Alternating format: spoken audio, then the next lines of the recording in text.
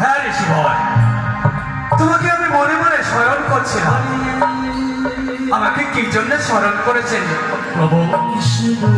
ঋষিবর, চলো চলো আমরা মর্তে থেকে ঘুরে আসি।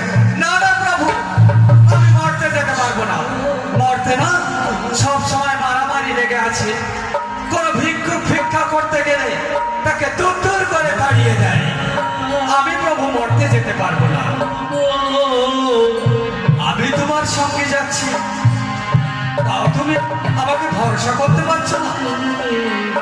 প্রভু, আপনি তো জানেন আমি ক্ষুধা সহ্য করতে পারি না।